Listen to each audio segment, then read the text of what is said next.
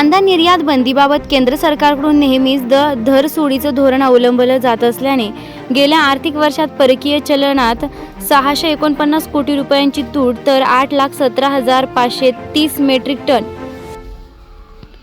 कांद्याची निर्यात कमी झाल्याची बाब आपेडाच्या आकडेवारीतून समोर आली आहे। सन 2023 ते 24 या आर्थिक वर्षामध्ये 17,07,998 मेट्रिक टन कांदा निर्यात झाला असून 3,874 कोटी रुपयांचं चलन मिळालं, तर सन 2022 ते 23 या आर्थिक वर्षामध्ये 25,25,258 मेट्रिक टन कांदा निर्यात झाला असून 4,522 कोटी रुपयांचं चलन मिळालं असून कमी झालेली कांदा निर्यात यामुळे शेतकऱ्यांचं पण मोठं नुकसान झालं असून तातडीनं केंद्र सरकारनं अटी शर्ती न लावता संपूर्ण कांदा निर्यात बंदी उठवण्याची मागणी या क्षेत्रातील तज्ज्ञ व मुंबई कृषी उत्पन्न बाजार समितीचे संचालक जयदत्त होळकर करत आहेत।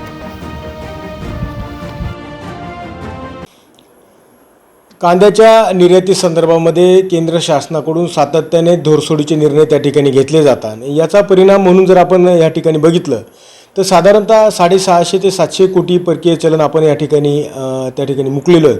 आपण जर 22-23चा जर एकंदर विचार केला तर साधारणतः 25 लाख मेट्रिक टन कांदा त्या ठिकाणी आपण निर्यात केला आणि त्यातून जवळजवळ 3,500 कोटीचं परकीय चलन आपल्याला मिळालं। परंतु आपण चालू वर्षात जर बघितलं 23-24 मध्ये जर आपण बघितलं तर साधारणतः त्या ठिकाणी तोच कांदा आपण केवळ 17.5 लाख मेट्रिक टन कांद्याची निर्यात त्या ठिकाणी केली आणि त्यातून आपल्याला केवळ 3,000 कोटीचं परकीय चलन मिळालं। जवळजवळ 650 ते 700 कोटी रुपयाचं परकीय चलन त्या ठिकाणी आपल्याला कमी मिळालं।